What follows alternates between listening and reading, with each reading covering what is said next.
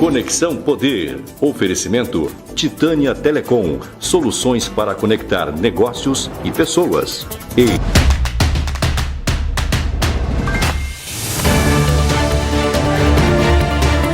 Olá, o Conexão Poder recebe hoje o deputado federal Nery Geller, deputado que já foi ministro da Agricultura do Brasil recentemente, enfrentou duras críticas ao ser relator do projeto da nova lei de licenciamento ambiental no país. Bem-vindo, deputado. Comigo nessa bancada hoje o professor João Edson, e temos aí pautas bastante interessantes para estarmos discutindo para todos nós, deputado? Olá, Márcia, olá, João Edson. Para mim é uma grande satisfação estar aqui com vocês, discutindo aí temas importantes de Mato Grosso e também do Brasil. Pois é, deputado, falando aí sobre o licenciamento ambiental, que foi uma das pautas do momento, em uma das suas defesas a respeito do projeto, o senhor apontou que essa mudança iria trazer a liberação de obras paradas, fazer andar essas obras, além disso, gerar emprego. Explica melhor para a gente como é possível. Márcia, primeiro, nós não temos no Brasil uma lei geral do licenciamento. O que nós temos hoje são mais de 25 mil interpretações, entre elas portaria ministerial, interministerial, resolução de CONAMA, leis estaduais, municipais, que acabam por gerar grandes conflitos e travando obras que são importantes para o país. Isso do ponto de vista de infraestrutura, sem falar de obras importantes de saneamento básico, de aterro sanitário, quer dizer, é uma lei que precisa ser votada agora no Senado Federal. Eu tive a coragem de fazer enfrentamentos para tirar esse licenciamento, fazer um relatório que fosse adequado para ajudar na retomada da economia do Brasil, mas principalmente na geração de emprego, renda e principalmente desburocratizar, para que o órgão licenciador fale sim quando é sim e não quando é não. Dá licença, não pode acontecer, mas como aconteceu em obras como Tucuruí, na questão da rede de transmissão de Manaus a Boa Vista. Uma obra que está parada há 5 anos, João Edson, você conhece isso? Porque não consegue fazer um licenciamento dentro de uma faixa de domínio de uma BR, por exemplo. E aí o que acontece? Não sai a obra, que são milhões e milhões que seria investimento, deixa um estado inteiro como Roraima fora do sistema nacional e queimando milhões e milhões de litros de óleo diesel, gerando primeiro um déficit exorbitante para a União, porque o governo federal subsidia a queima do óleo diesel e jogando milhões e milhões de CO2 na atmosfera. Então essa lei ela vem exatamente para isso, para flexibilizar do ponto de vista das obras acontecerem. Ela não tem uma vírgula da possibilidade de aumentar desmatamento ou de fazer degradação ambiental. Vai simplificar para que obras que são importantes para o país, os órgãos intervenientes ou as autoridades envolvidas, no caso FUNAI e IFAM, eles se manifestem sim, mas foi tirado deles o poder de veto. Quem tem que ter a força é o órgão licenciador, isso está bem claro. Acabamos também no nosso relatório a questão da compensação indireta, para que obras como Belo Monte, que foi um investimento de 27 bilhões de reais, quase 8 bilhões foram para fazer a compensação. Quando é direto, no caso de desapropriação, quando é comprovado o nexo causal que atrapalha comunidades, aí precisa fazer compensação. Agora, compensação indireta, sem critério, vai acabar nisso também. Obras como essa de Belo Montes, que aumentou muito a tarifa para o consumidor de energia, vão acontecer com mais eficiência e com menos custo. Vai acabar a fara do boi, para fazer como aconteceu naquela obra, fazer, por exemplo, estádio de futebol, onde sequer time tem de futebol profissional abandonado, lá posto de saúde onde não tem comunidades, abandonado também, veículo para associação que não existe. Esse recurso, mesmo que ele seja privado, mas ele acaba influenciando direto no custo da obra e o custo acaba indo para o nosso, para a sociedade brasileira, para aquele que paga a sua tarifa. E para não me alongar muito, obras como aterros sanitários. Ora, é lógico, quando se pode fazer um aterro simplificado, ele tira os lixões a céu aberto e imputa a responsabilidade aos municípios. E nenhuma secretaria municipal ou então estadual, se for regional o aterro sanitário, vai cometer equívocos, porque a legislação que pune para quem comete crime ambiental, ele continua presente. Então, realmente é um relatório que eu tenho orgulho de falar que fiz enfrentamento sim, mas que foi votado e que vai ser importante para o país, porque vai destravar mais de 130 bilhões de reais de investimento, gerando emprego, renda e trazendo desenvolvimento para o país, e principalmente, João e Márcia, reduzindo o custo do Brasil. Obras como a 242, a 158, que está há 6 anos parado, essas obras elas vão ter um licenciamento para passar por dentro da reserva indígena, ou então o desvio tem que ser feito. Isso são soluções que vão aparecer do sim ou do não. Não vai ter essa enrolação como está hoje, a 174 também. Né? Exatamente. Mato Grosso e o Brasil vai ser muito beneficiado com grandes obras, seja ela de infraestrutura ou seja ela urbana. Primeiro, prazer sempre estar aqui, Márcio, prazer falar com o deputado. A gente fez algumas entrevistas, mas é um dos deputados que eu menos entrevistei na minha jornada. Nós tivemos entrevistas exclusivas já falando, é sempre um prazer falar com o senhor. O senhor tocou numa questão aí que, assim, nos fere muito e fere a todos. Qual que é o grande problema, Márcio? Tem coisas que a gente sabe que vai ser feito. Ou mais cedo ou mais tarde vai ser feito, porque não tem outra solução. Só que nós temos um processo aqui, e aí eu queria saber se nós chegamos a esse ponto, se a gente pode esperar isso, que é o seguinte: tem coisa que vai ser feita, que se faça e se discuta a melhor solução, o menor prejuízo, porque ela vai ser feita de qualquer jeito. O que a gente faz? Interrompe. Uma pessoa, um membro do Ministério Público, que nem entende do assunto, entra com pedido, o juiz termina acatando, para, uma empresa inteira para, o Estado para, o dinheiro fica lá empenhado, não vai para um lado nem para o outro, congelado ali, muitas vezes passa anos. Podemos citar coisas simples aqui para o cidadão daqui de Cuiabá entender, por exemplo. Né? Ali aquela da banana, Ilha da Banana. A Ilha da Banana. Vai ser feito aquilo, eu não sei quando, talvez meus netos, mas vai ser feito. Se vai ser feito, por que tem que ficar parado?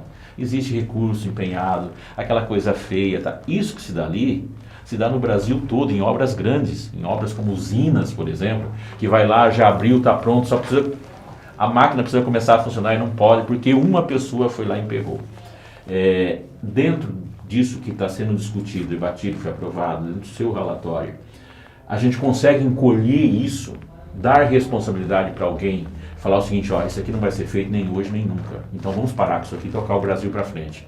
Ou se vai ser feito, vamos solucionar dentro de um prazo determinado. Qual é o nosso grande problema? O senhor tocou nisso e conhece muito bem, o senhor teve no Ministério e conhece isso. Nós temos obras, parece loucura isso, nós temos obras da década de 60 paradas na Amazônia. Tá? E obra gigantesca. A árvore já cresceu em volta da ponte, né? Nós temos aqui em Mato Grosso, eu não sei se já arrumou isso, ali para Santa Rita do Trivelato, tem uma ponte no meio do mato que as árvores já engoliu ela. Tá? Por quê? Uma questão ambiental, foi lá, parou a estrada, quando estava ali fazendo a ponte ficou, né? E a estrada não pode mais passar por ali, que é proibido. Como foi feita aquela ponte naquele local? Ela custa dinheiro, uma ponte concreta daquela, muitos locais gostariam de ter. Essa é a minha questão. Do ponto de vista ambiental, ter solução e não ter essa rede de fiscalização desse tamanho, que pessoas que não dominam o assunto, qualquer pessoa que não domina o assunto, entrar com processo de para tudo. Mas é exatamente o que eu acabei de falar. Do sim quando é sim, do não quando é não. A legislação traz isso. Essa lei, o meu relatório traz isso. A interpretação vai ser fácil e simples de fazer. Hoje nós temos 25 mil interpretações. Sim. Vai acabar isso, vai vir à luz do dia. Vai ter bem claro os entes federativos que vão legislar sobre isso, sobre aquilo, seja a SEMA ou seja a Secretaria de Meio Ambiente Municipal, em obras municipais. Não vai ter mais a interpretação por um promotor de uma forma e outro promotor de outra forma. O que aconteceu na BR-163, ficou quase 5 anos embargado por uma decisão do TCU, por não termos uma legislação, depois conseguimos liberar. Então, esse relatório vai trazer exatamente isso, e quem me conhece sabe do pragmatismo que eu trabalho. Eu sempre fui, nesse relatório, foram 90 dias de discussão de uma matéria que está lá desde 2003. E nós conseguimos se movimentar quando enfrentei o debate, inclusive com a grande mídia nacional. E, Márcia, o argumento simplesmente foi dentro da verdade. No início parecia que seria o bicho de 7 cabeças, a própria Rede Globo, as grandes emissoras, colocando, e eu fiz enfrentamento no bom sentido. Me mostre onde eu estou abrindo um precedente para fazer degradação ambiental. Nós estamos trazendo à luz do dia nesse relatório para que se possa fazer ou não se possa fazer, que se dê a quem de direito e de dever de fazer o licenciamento, que são os órgãos licenciadores. Nós não podemos deixar o Chico Mendes, por exemplo, vir aqui e interferir numa obra que é estritamente do Estado. Quer dizer, a responsabilidade de liberar e também de imputar a ele, se crime houver, é de quem está no dia a dia. Então, simplificando, e isso está muito claro no licenciamento, talvez, Márcia e João, seja uma das matérias mais importantes hoje do Congresso Nacional. Tirando a questão da reforma administrativa, a reforma tributária, a lei do licenciamento talvez seja uma das matérias mais importantes. Ela é tão importante ou mais importante quanto o Código Florestal. E é para liberar a obra e para preservar o meio ambiente. O senhor está falando aí das críticas, eu até anotei aqui uma questão, uma das coisas que eu li a respeito dessas críticas, né, que os ambientalistas têm batido duro aí contra essa aprovação da medida, né, citaram até risco à saúde pública, né, eu cheguei a ler aí uma avaliação sobre o projeto que comparava os riscos dessa aprovação ao surgimento do novo coronavírus, né? Que conforme alguns estudos lá, o vírus estava lá quietinho na caverna, e foram lá mexer com a caverna, mexer com o morcego, e aí deu no que deu. Deputado, na sua avaliação, tem pandemônio nessas críticas? Falta entendimento ou é jogo de interesse? Eu vou falar com muita tranquilidade, falei isso na grande imprensa e não tenho medo de repetir aqui. Tem falta de informação de algumas pessoas até bem intencionadas para fazer a preservação ambiental da sociedade urbana, e aí é nós que cometemos o erro, que não conseguimos se comunicar. Tem malandragem no meio também e jogo político, mas tem muito interesse econômico, inclusive interesse internacional. É importante que se diga isso. Você falar que esse licenciamento causa qualquer perigo ao meio ambiente, eu quero que me mostre onde que tem qualquer vírgula que faça a degradação ambiental. Fui muito criticado na questão da LAC, que é a licença por adesão e compromisso. Está muito claro lá. Que a licença por adesão e compromisso é quando não tiver impacto significativo. A licença por adesão e compromisso, ela serve, por exemplo, para duplicar BRs, rodovias, seja ela federal, estadual ou municipal, desde que dentro da faixa de domínio. Quer dizer, você já tem uma licença prévia, você já tem um IARIMA. Se for dentro da faixa de domínio, fazer por adesão e compromisso. E o que é adesão e compromisso? O órgão licenciador, ele apresenta as pré-condicionantes e o investidor faz a adesão e vai lá e faz a obra. Se tiver qualquer coisa fora das pré-condicionantes estabelecidas, ela não vai conseguir fazer a obra. Agora, ela vai trazer facilidade para fazer os investimentos em maior rapidez. E quando eu falo de duplicação de rodovias, ela é para preservar a vida. Aí fala, o deputado Neri porque é do agronegócio. Não, eu ando na 163 toda semana. Eu sei do quanto é importante você duplicar para levar soja, para levar milho, para trazer fertilizante. Mas muito mais que isso, eu vejo quantas pessoas moram ali. Porque ali passa ambulância, ali passa o cidadão com seu veículo, mas passa ônibus também.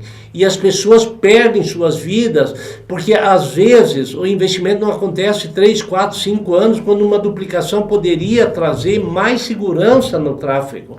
Talvez obras de infraestrutura como rodovias, ferrovias poderia acontecer para tirar os caminhões da rodovia. Então esse é o Brasil que nós queremos, e é isso. E essa licença por adesão e compromisso, ela só acontece nesse caso. Se for uma duplicação que sair da faixa de domínio precisa ter o licenciamento. É para a adesão e compromisso, é para fazer obras de saneamento básico. Ora, você fazer um investimento público ou privado de saneamento básico, às vezes o projeto ficar 4, 5 anos, aí vem um órgão interdita, vem outro órgão interdita, acaba não saindo e o investidor acaba não fazendo o investimento primeiro. Deixa de gerar emprego, deixa de fazer infraestrutura e deixa esgoto a céu aberto.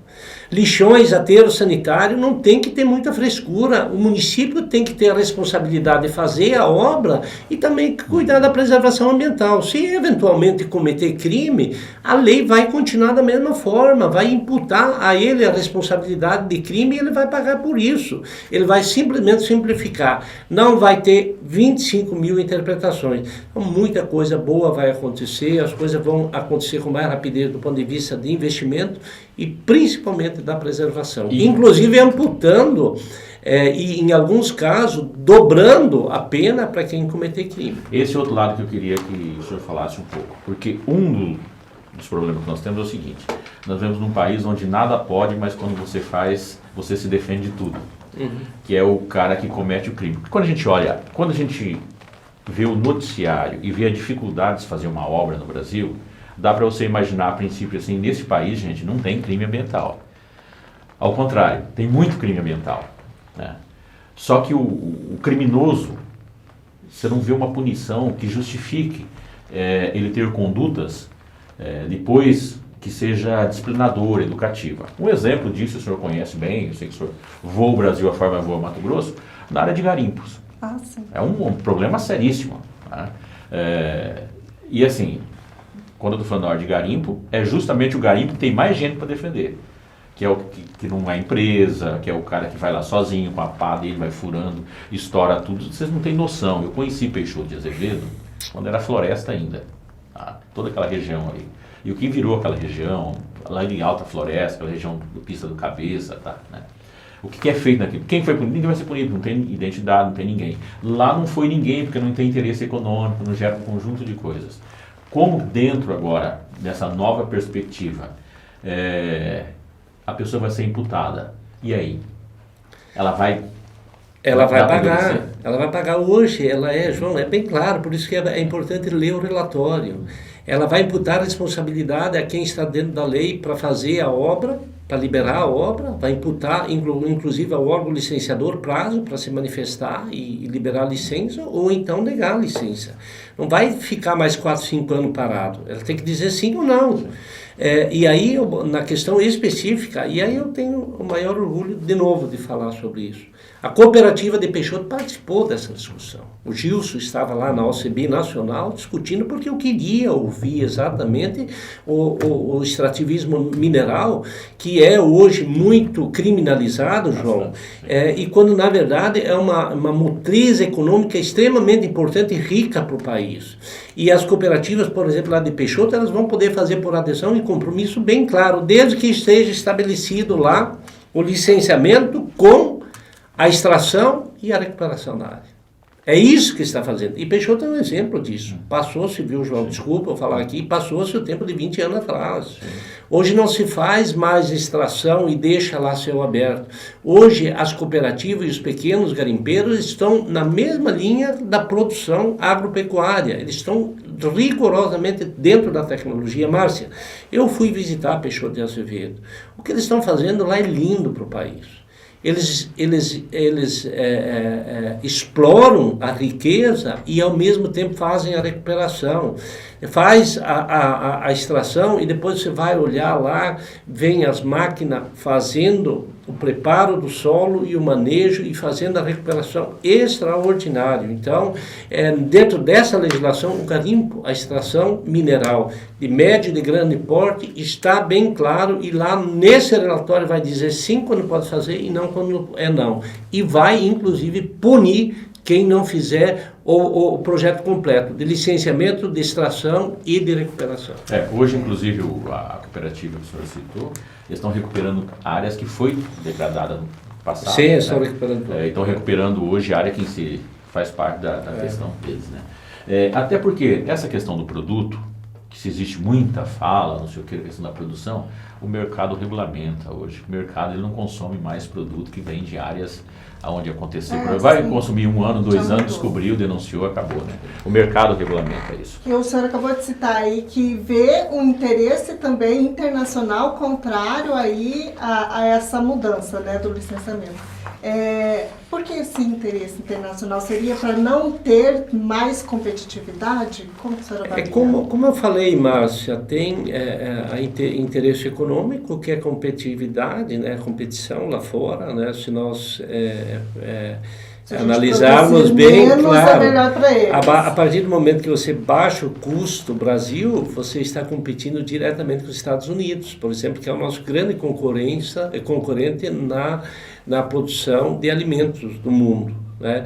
Aí você começa a ferir interesse, então tem todo um jogo por trás disso, e acaba não só citei os Estados Unidos, mas serve para a Europa, que tanto critica a nossa questão ambiental.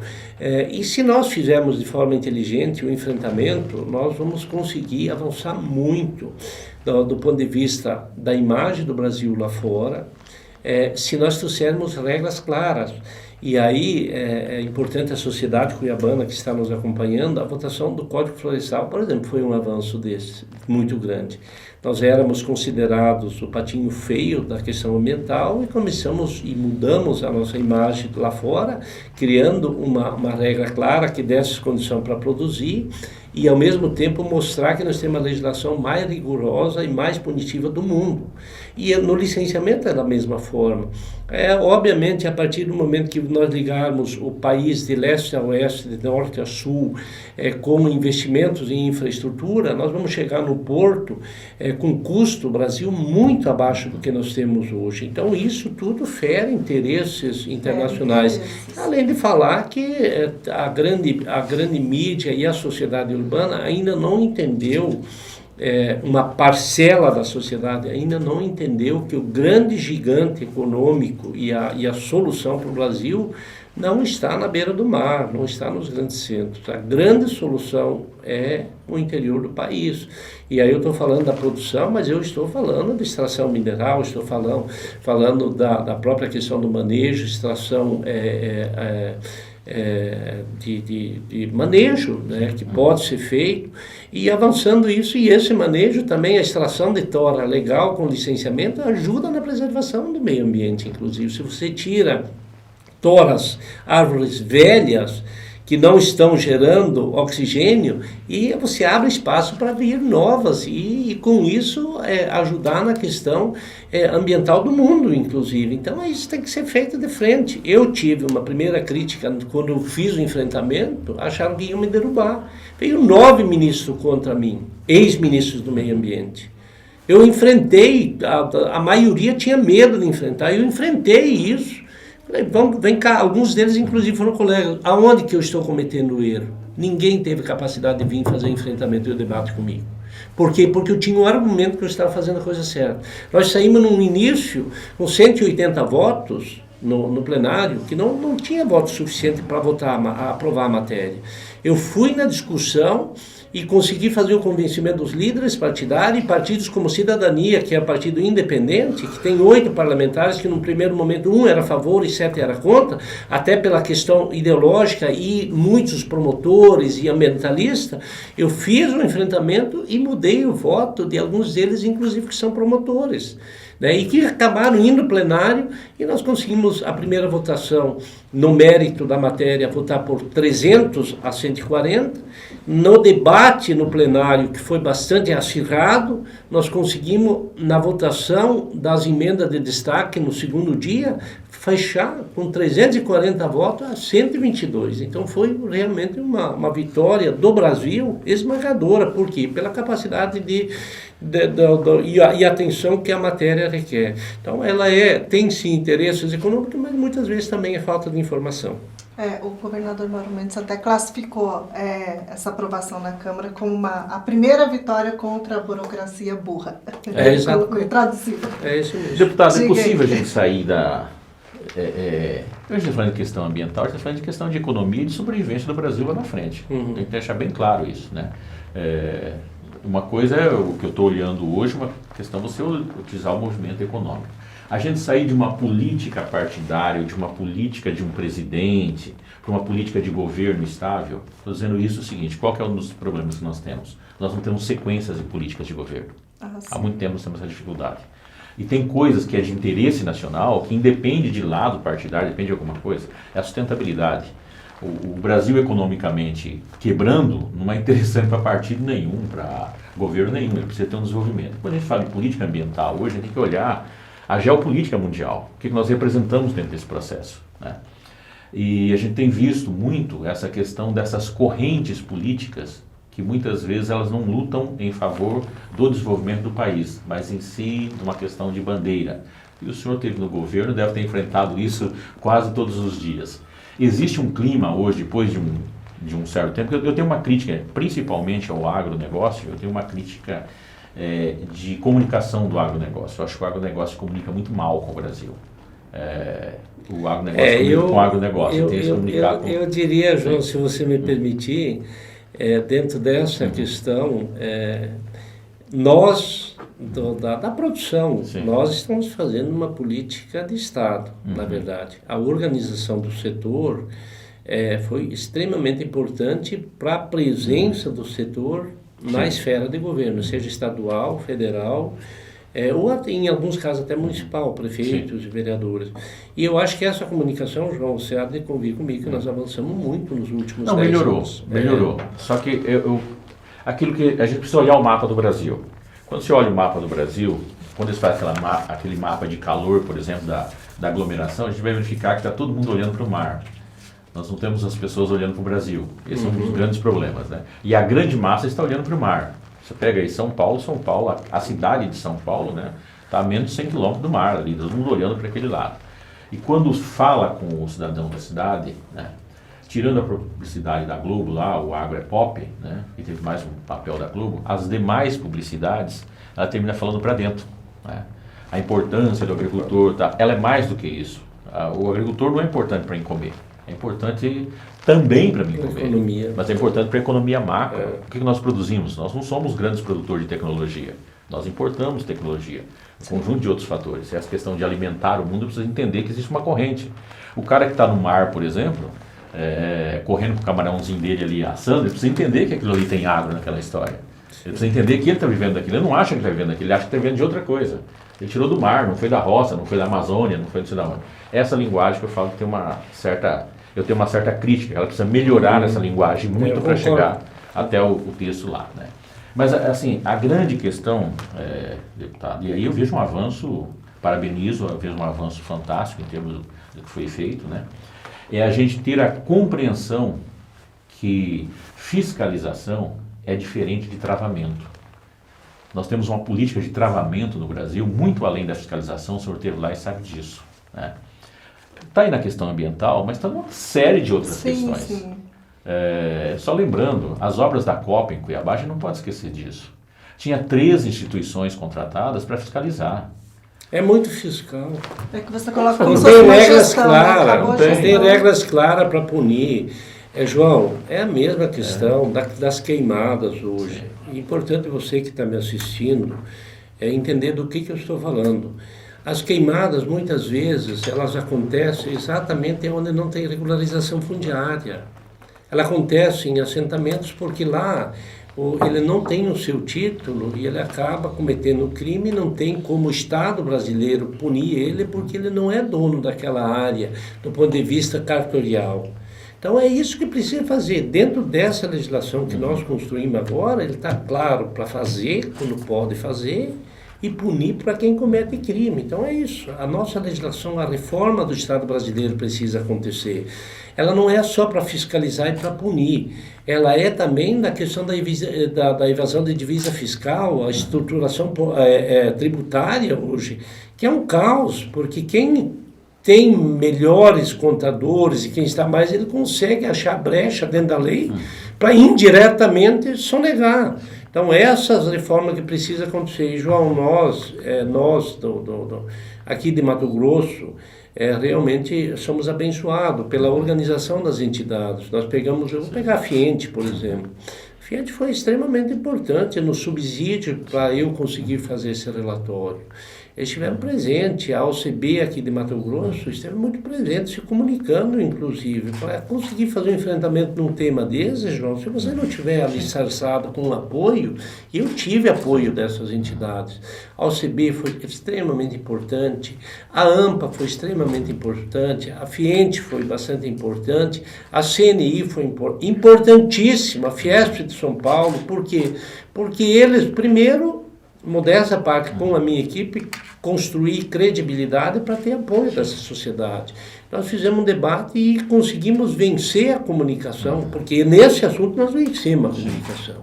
Tanto que foi aprovado com uma votação extraordinária.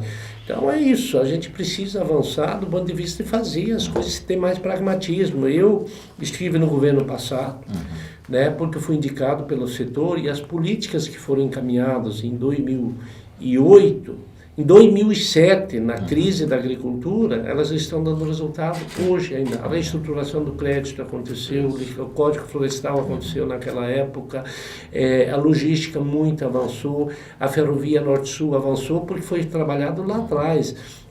A lei das concessões que saiu em 2016, nós começamos a trabalhar lá em 2008, 2009. Então, o setor e a sociedade e a classe política, quando eu falo da classe política, eu falo da partidária, mas eu falo da classe política classista também, que é extremamente importante, avançou muito e nós estamos acompanhando o sistema. Acho que precisa avançar mais? Precisa.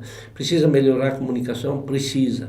Mas as pessoas estão tirando, né, da cadeira e indo para o enfrentamento, fazendo o enfrentamento. E por isso da importância de cada cidadão brasileiro acompanhar a política, porque queira para o bem ou para o mal, as coisas passam pelo Legislativo e pelo Executivo, inclusive no tamanho do Estado. Deputado, falando aí sobre mudanças, o senhor foi um dos parlamentares de Mato Grosso que recentemente votou a favor da privatização ali da Eletrobras, né? Nós vivemos aí uma crise hídrica histórica, né, associada aí ao aumento de energia elétrica, do qual a gente não gosta nem um pouco, né? Mas está fazendo parte. A privatização da Eletrobras, no seu entendimento, poderia mudar essa situação que nós vivemos de altas taxas? Não tenha dúvida, a questão da modernização do Estado brasileiro, eu quero deixar bem claro que nas matérias importantes eu apoiei o presidente Bolsonaro em praticamente todas. Por exemplo, a reforma da Previdência, eu fui um dos líderes que conseguiu bastante ajudar em grandes avanços.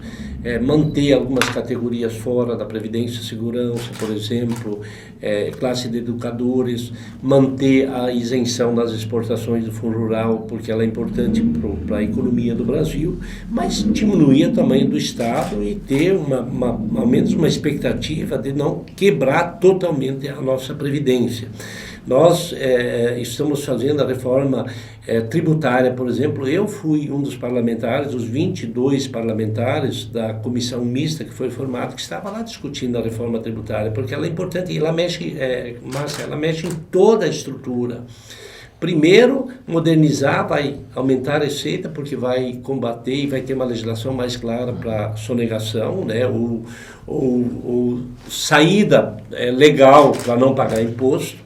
Então ela vai trazer um equilíbrio, vai trazer uma concorrência mais leal ao médio, pequeno e grande, mas ela mexe também na estrutura do próprio de programas como o ProUni, como Ciências Sem Fronteira, esses programas todos. E eu estava lá, nós estávamos discutindo, e essa reforma ela precisa acontecer. E aí, para chegar na diminuição do Estado brasileiro, ela precisa também ser enfrentado a própria questão da estabilidade dos concursos. Eu sou a favor de ter estabilidade, mas com limites. A estabilidade não pode ser um pretexto para poucas pessoas do funcionalismo público não prestar serviço de qualidade para a sociedade. Não pode ser assim. A estabilidade ela não pode ser unilateral. ela tem que também imputar ao funcionário a responsabilidade de fazer o dever de casa. Esse negócio de, só porque é funcionário, toda hora cria uma situação, porque não pode ser mandado embora. Então, isso também vai, dentro da reforma administrativa, ela tem que ser enfrentado, não fazer demagogia. 85, 90% do nosso funcionalismo público são comprometidos, mas tem 10, 15% que ele tem que ter também a responsabilidade de fazer as coisas certas. E dentro desse contexto, eu sou a favor da privatização, sim. Nós precisamos imputar, logicamente, em serviços essenciais, o Estado brasileiro ter o controle, mas a administração ela tem que ter mais eficiência. Eu sou a favor da privatização, sim, da Eletrobras, sou a favor da privatização dos Correios, por exemplo, eu sou a favor de tirar os gabides de emprego da própria Petrobras. Eu vou me manifestar a favor. Logicamente, garantindo o direito adquirido dos funcionários que estão lá já com estabilidade para que eles mantenham, mas fazer a reforma assim, imputar também responsabilidade a quem presta serviço à sociedade, que são os funcionários públicos. Isso pode baratear o custo de vida. Não tenha dúvida, não tenha dúvida, Márcia, ela vem tudo num encontro. O licenciamento ambiental ele vai destravar obras importantes de PCHs e de usinas que vão ajudar na questão de maior oferta de energia elétrica, limpa inclusive. E vai também, se nós tivermos uma Eletrobras mais solta para fazer os investimentos que precisam ser feitos, seja elas pela iniciativa privada, vai acontecer com mais rapidez e isso vai exatamente atingir lá na frente que é o consumidor e a oferta de energia. A ideia é ocorrer igual a telefonia, né? Que hoje em dia a gente escolhe a operadora. É isso aí. Né? Você escolhe o seu plano. Gera concorrência, você vai controlar o mercado, é a lei de mercado. Exatamente, é isso mesmo. Deputado, qual o clima hoje para isso? Veja bem, eu vou colocar aqui alguns fatores aqui na mesa. Nós estamos tendo aí uma CPI. CPI, ela tem vários... O pessoal usa muito a palavra viés, eu não gosto dela, mas tá usando ela tem vários viés, tem o investigativo, tem uma série, mas tem o político, tem o de pressão, tem o cara que... Não é essa CPI, qualquer CPI, tem um cara que entra na CPI para jogar, ele está em má situação, fala, opa, agora eu tenho direito, como é que fica isso, né? Ela apresenta todo esse fator, tem a questão do CPI. Nós temos uma eleição que ela, hoje é 1º de julho, né? Nós temos uma eleição que daqui a um ano ela vai estar já fechando, né? Tá fechando. Ela já está sendo discutida. Ela foi antecipada, está muito antecipada, né? Nós temos um congresso hoje, né? O Senado nem tanto, quando eu falo do congresso, o Senado vai mudar uma cadeira, é a menor mudança, né? Daqui 5 anos que muda 2 cadeiras, então assim, tem uma certa estabilidade, mas uma Câmara que nunca teve tantos deputados de primeiro mandato. E o senhor conhece essa história, o segundo mandato sempre é o mais difícil, né? Entrar a primeira vez, entra com qualquer história, e na segunda, como que entra? Depois da segunda é mais fácil, aí você acostumou, mas o segundo mandato, ele é um pouco pesado, então muita gente vulnerável ali, muita disputa, né? Nós tínhamos um clima, segundo a minha avaliação, deputado, muito bom para passar as reformas durante a pandemia, se tivesse tido foco. Porque durante a pandemia, as corporações têm dificuldade de ter força. Elas diminuem a força de pressão, né? E a gente está deixando passar o processo da pandemia, me parece que o governo está andando muito em volta. Eu vejo o Paulo Guedes muito ansioso. Você acha que vai perder o time, é isso? Não perdeu ainda, mas a gente não está vendo o movimento. Está perdendo sim, está perdendo a hora. É verdade o que o João está falando. Eu sou bem cético com relação a isso. Eu nunca e não vou fazer. A minha atuação parlamentar, ela não vai ficar de olho na eleição. Sim. Acho que o meu trabalho vai ser um reflexo da eleição lá na frente. Eu entendo dessa forma. Então, o parlamento avançou. Esse ano nós votamos matérias importantes, né? Infelizmente foi 2 anos realmente, e graças a Deus a gente conseguiu mudar. A questão ideológica estava acima de qualquer discussão nacional. De um lado o Rodrigo Maia, do outro lado o presidente Bolsonaro. Sim. Então a mudança que houve, e eu também participei muito forte disso, da eleição do presidente Arthur, ele é pragmático, ele é alinhado com o governo. E eu acho que tem que ser assim. Eu entendo que tem que ser assim. As matérias que são de interesse do governo e são de benefício para o país tem que ser votado. Não pode ser uma briga política constante e acabando como ficou 2 anos o Congresso Nacional praticamente parado. Então, nós votamos a autonomia do Banco Central, votamos licenciamento, votamos N matéria e pela primeira vez está muito alinhado com o presidente, com o ministro Paulo Guedes para se votar a reforma administrativa alinhado com a reforma tributária.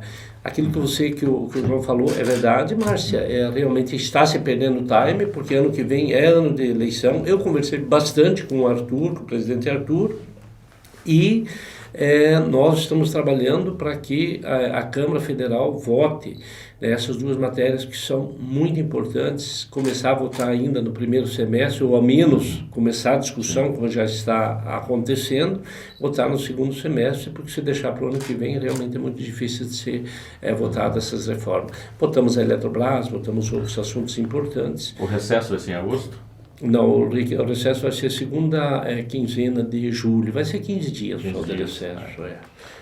Esse trâmite, esse andamento, ele anda melhor, digamos assim, quando tem menos colocações aí do presidente, menos pontuação do presidente, menos opinião do presidente, porque a gente vê, por exemplo, que, vou usar aqui um exemplo, né, o pessoal que é contra essa mudança em relação à estabilidade do servidor, digamos, a classe policial. Eles reclamam que o presidente não se manifesta.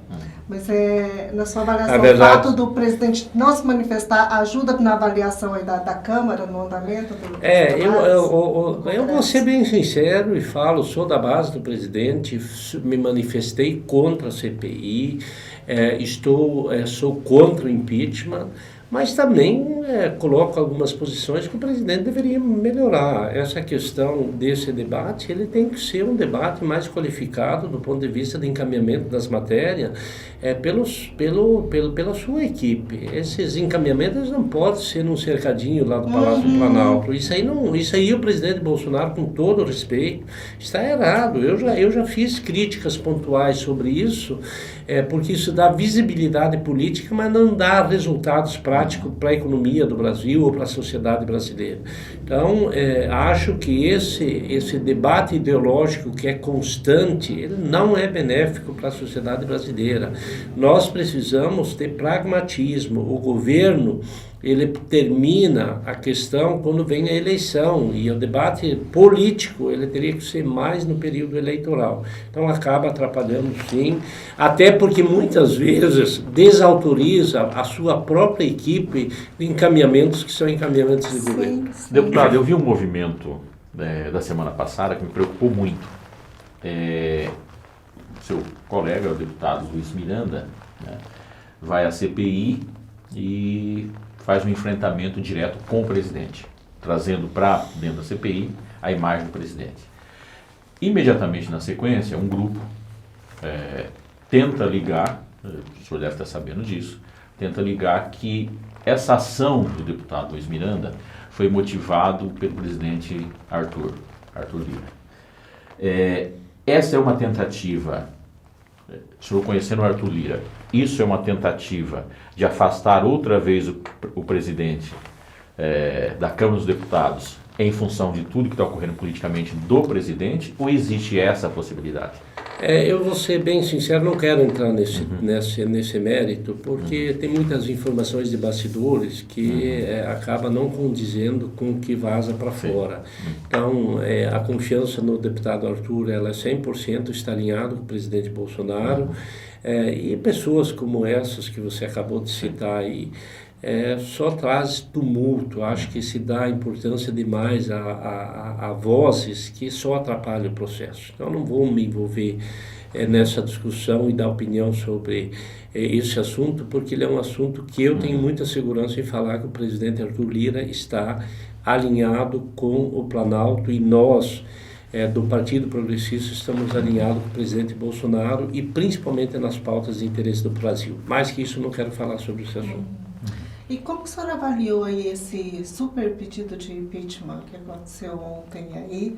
E ainda isso pode atrapalhar e travar as votações na Câmara? Como que o senhor eu não vejo dessa forma. Obviamente que o presidente Bolsonaro precisa ligar o alerta e manter a sua base e manter um debate de alto nível com a sociedade brasileira. É importante que o presidente Bolsonaro tenha esse sentimento. Eu sou contra aqui qualquer possibilidade de impeachment. Acho que a questão de fiscalização é um dever também do Congresso Nacional, mas eu não vou entrar nesse jogo de fazer de uma CPI ou de um pedido de impeachment um palanque político, nem a favor e nem contra.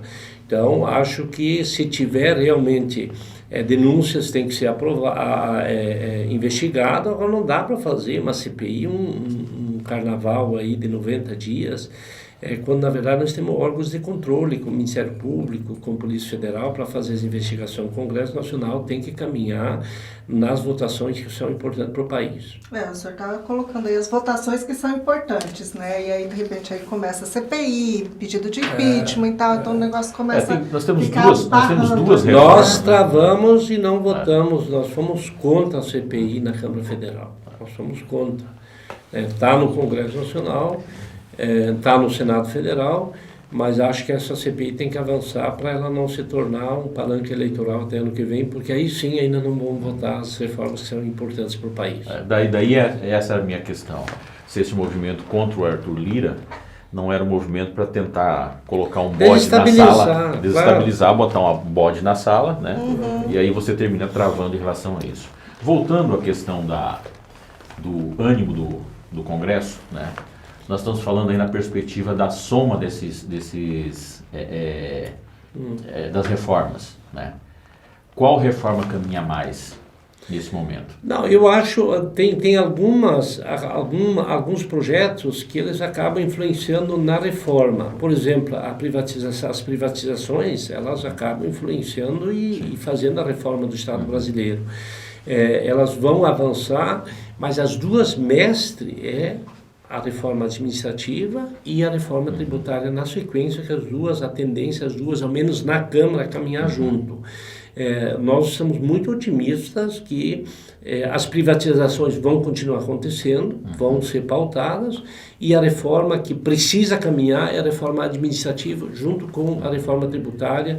Se Deus quiser, ao menos é a nossa vontade, a minha vontade pessoal, é que se vote logo no início do segundo semestre. Para a gente concluir aqui, que a gente já está bem avançado no nosso tempo, teu nome tem sido bastante comentado, há uma articulação aí grande e forte, né, em relação ao teu nome ao Senado. Como é que está isso? Isso te anima? Deixa eu te falar, Márcia, quem convive comigo sabe da forma que eu ajo. Tô sim de olho nessa vaga para o Senado, mas ela não é prioritária para mim. O meu foco é fazer um bom mandato para ajudar o Estado de Mato Grosso e ajudar o país. Essa é a responsabilidade.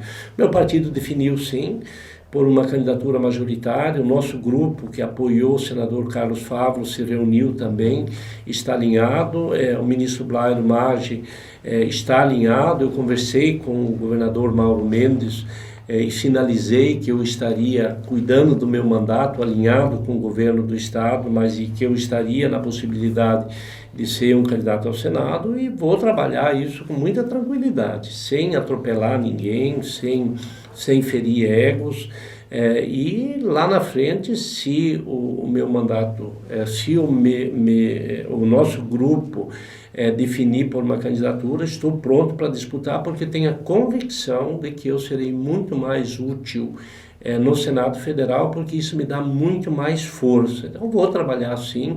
Obviamente, para isso, eu tenho que ter um convencimento já de uma base de grupo alinhado, e também ter uma sinalização por parte da sociedade também, se eu tenho densidade eleitoral para isso, se eu tenho grupo para isso, mas te confesso que eu estou bastante animado, motivado, para enfrentar esse debate ano que vem, ficando, logicamente, dentro da minha esfera de deputado federal agora, já numa projeção que, se eu ir para o Senado, é outro discurso, é outra forma de conversar com a sociedade, para que a gente possa representar o Estado no Senado Federal.